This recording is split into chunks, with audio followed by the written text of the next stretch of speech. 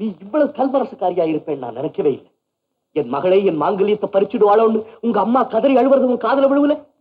நம்ம சந்தோஷத்துக்காகவே வாழ்ந்த உங்க அப்பா அந்த அன்பு சில சுக்கு நூறா உடஞ்சு போயிடக்கூடாதம்மா. பெத்த தகப்பனை கொல்றதுக்காகவா உன்னை இவ்வளவு தூரம் பால் ஊட்டி சீராட்டி வளர்த்ததும் படிக்க வச்சது? ஆமா, நான் கொலைகாரிதான். நீங்க என்ன கொலை பண்ணீங்க, நான் எங்க அப்பாவை கொலை பண்றேன். What is this?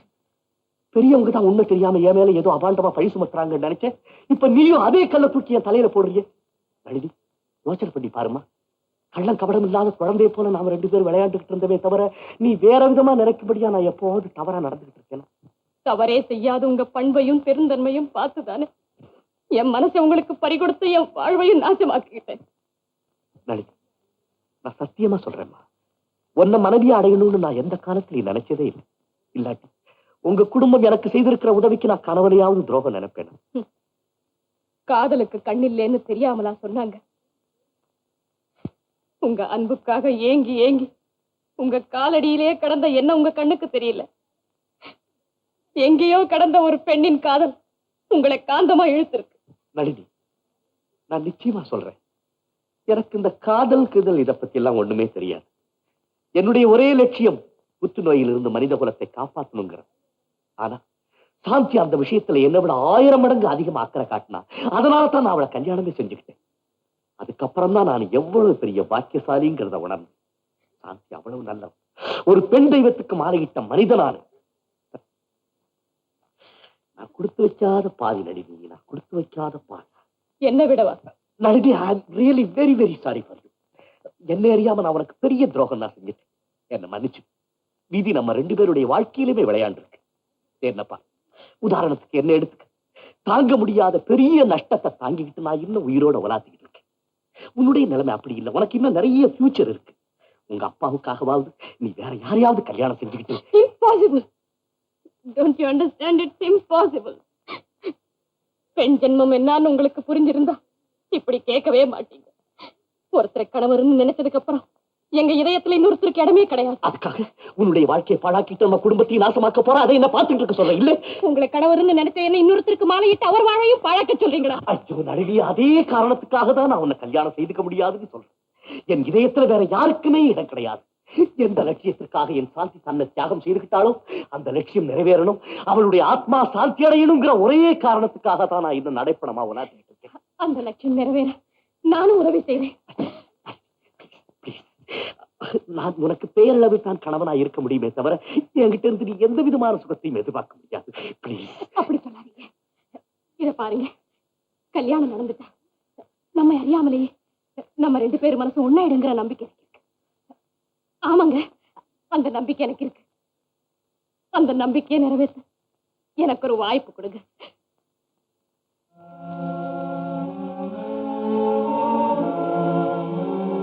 அந்த நம்பிக்கை உனக்கு இருந்தா என்னை வாழ வைத்த குடும்பம் வாழ்வதற்காகவும் என்னை வளர்த்த பெரியவரின் உயிரை காப்பதற்காகவும் என் விருப்பு வெறுப்பு இஷ்டம் இதயம் எல்லாத்தையும் புதைச்சிட்டு எந்த விதமான தியாகத்தையும் செய்ய தயாரா இருக்கிறேன். அப்படின்னு நீங்க என்ன சொல்றீங்க? உன் இஷ்டப்படியே நடக்கிற நளினி. அத்தா,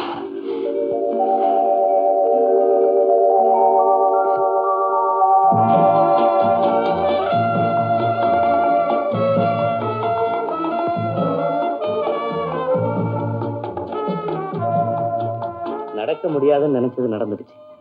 கம்ப்ளீட்டா கியூர் ஆயிடுச்சு. அப்படியா? ரொம்ப மகிழ்ச்சி டாக்டர். இவ்வளவு தூரம் வந்த இடத்துல தமிழ்நாட்டு டாக்டர் ஒருத்தரை சந்திப்போம்னு நாங்க கனவுல கூட நினைக்கவே இல்லை.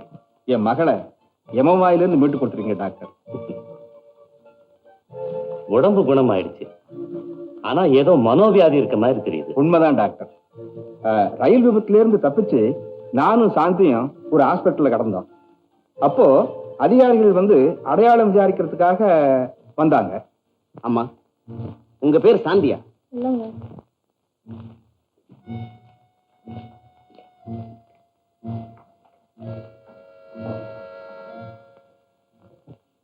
இப்போ உன்கிட்டயே வந்து கேட்பாங்க. உண்மையை சொல்லாதே, செத்ததாகவே இருக்கட்டும். அம்மா, இந்த பை உங்களுடையதா பாருங்க. எல்லாத்தையும் கேட்டு பார்த்தாச்சு. கிடைச்சவங்களெல்லாம் காப்பாத்தி கொண்டு வந்துட்டோம். அப்ப பாவம் சாந்திங்கிறதையும் இறந்தவங்க லிஸ்ட்ல சேர்க்க வேண்டியது. வேணுமுன்னே தன் பெயர் சாந்தி இல்லைன்னு மறைச்சு சொன்னதை கேட்டுட்டு நானே போய் என்னமோ ஆண்டவனுடைய கருணையில இந்த மட்டும் தப்பிச்சு பழச்சிக்கிட்டோம். நான் பிழைச்சிருக்கவே கூடாது. ஏமா அப்படி சொல்றேன்? உனக்கு என்ன குறை வந்துடுது? நான் உன்னை ரயிலே கூட கேட்டேன், சொல்ல மாட்டேன்னு. இங்கேயாவது சொல்லம்மா. என்ன ஒண்ணு கேட்காதீங்க. சரிம்மா, நீ ஒண்ணும் சொல்ல வேண்டாம், சும்மா இரு. நான் ஒரு விஷயம் சொல்றேன், கேக்குறியாம்மா? இப்போ நான் வியாபார சம்பந்தமா சுவிட்சர்லாண்டுக்கு தான் போறேன், நீ என் கூட வந்துட. வேண்டாயா? வேண்டாம். இல்லம்மா, நான் சொல்றதை கேளும்மா. அந்த நாட்டுக்கு வந்தினா அந்த இயற்கையே இந்த வியாதியை குணப்படுத்திடும். நான் உன்னை மகளா நினைச்சு அழைக்கிறேன், மறுக்காதம்மா. சரி. ரொம்ப சந்தோஷம். இந்த உதவியாவது செய்யறது எனக்கு சந்தர்ப்பம் கொடுத்தியே, ரொம்ப நன்றிம்மா.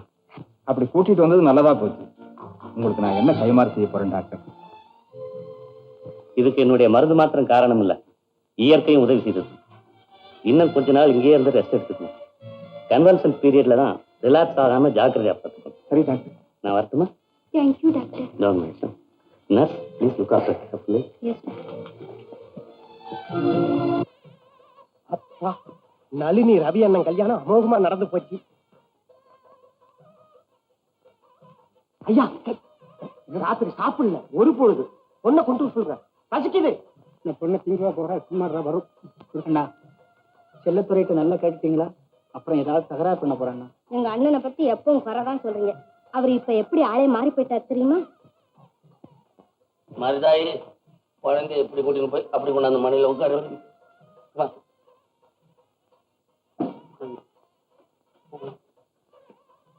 மச்சாமார்களே, சாமியார் மச்சான், இப்போ நான் உங்ககிட்ட பச்சா மாதிரி ஆயிட்டேன். கடவுள் கிருபையிலே. செல்லத்துறை, இந்த கல்யாணம் உனக்கு பூர்ண சம்மதம் தானே? எங்க பதில் எங்க? என்ன மச்சான் இப்படி கேக்குறீங்க நீங்க? இது பரலோகத்துல நடக்க வேண்டிய கல்யாணம். சிவபெருமான் எதிர்த்து 14 லோகத்துல இந்த மாதிரி உருவம் ஒண்ணு கிடைக்குமா மாப்பிள்ளையா? எனக்கு தங்கச்சி, உன்னை கட்டி கொடுத்த இடத்துல என் பொண்ணையும் கொடுத்துட்டு, என்னமோ வீட்டுல நான் காபி பலகாரம் கூட சாப்பிட கொடுத்து வைக்க முடியல. என் பொண்ணாவது பாலும் பழமும் சாப்பிட்டுக்கிட்டு சௌரியமா இருங்க, அவ்வளவுதான். சாமியார்,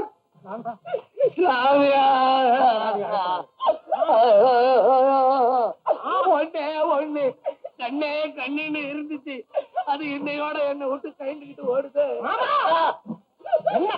கல்யாண வீட்டுல என்ன அலாரிப்பு? மூடு வாய, வரப்ப குடு.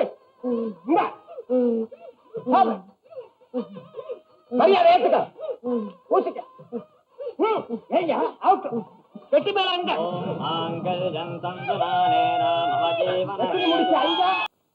யாரு, சஞ்சீவியா?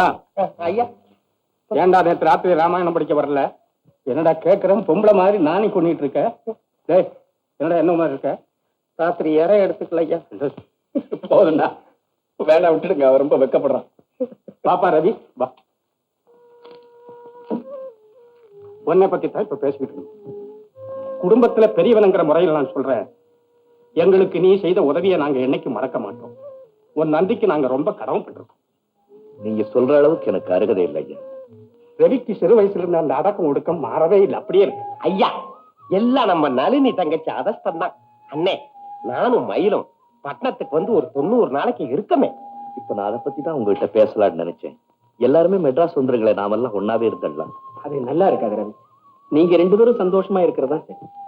அதுக்கு சொல்லல, நீங்க வந்தீங்கன்னா நளினிக்கு துணையாவும் ஆறுதலாவும் இருக்கும்னு நினைச்சேன். ஆமாங்க, தன்னந்தனியா பட்டணத்துல போய் எப்படி குடுத்தனம் பண்ணும்? நாமும் அவங்க கூட போய் இருந்தா அவங்களுக்கு துணையாவும் இருக்கும். அதோட அவங்க சந்தோஷத்தை கண்ணால பாக்குறத தவிர நமக்கு வேற என்ன இருக்கு? சரி, சென்னைக்கு போய் ஒரு பெரிய பங்களாவை பார்த்து ஏற்பாடு பண்றேன். ஐயா, நானும் போய் எங்க மாமா கிட்ட தகவலை கொடுத்துட்டு வந்துடுறேன். அதே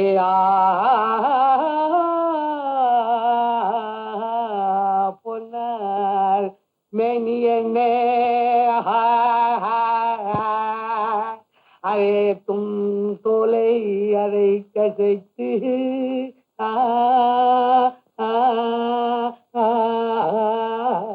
பொன்னார் வெண்ணி என்ன மாமா மாமா வேதாந்தம் பாடுற அளவுக்கு உனக்கு விவேகம் தனக்கு ஏறி போச்சா? ஐயோ மாமா மாமா எனக்கு தெரியலையா?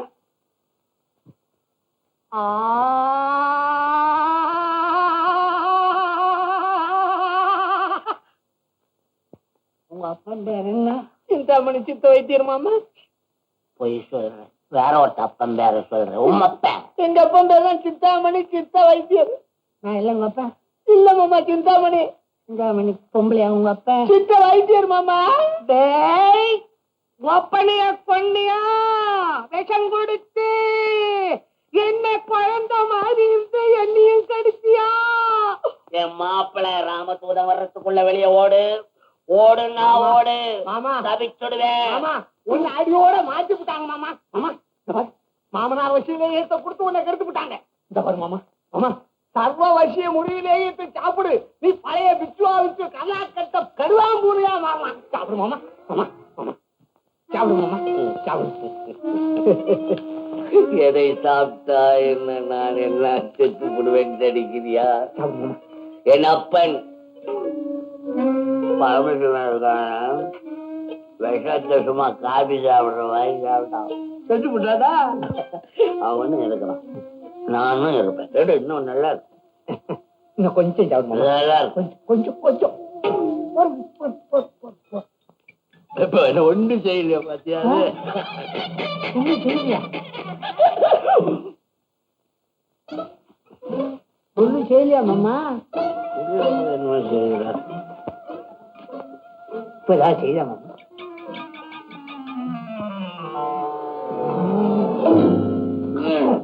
இரு மாமா.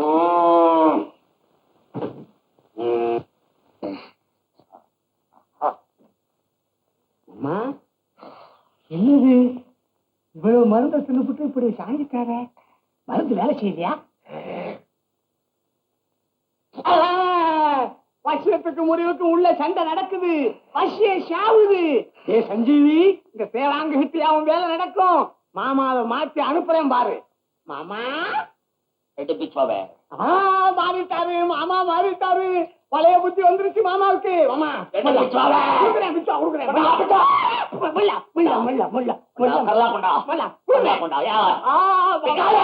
மாறிட்டாரு. மாமா எனக்கு விபூதி போட்டவன் யார் போட்டவன்? இது வரைக்கும் நான் விபூதி புசந்திலேயே புசான் சொல்லு கொண்டுடுவேன். வாங்கல தெரியல மாமா. சிறுதாமணி வைத்தியர் கொடுக்கல. ஆமா மாமா. மாமா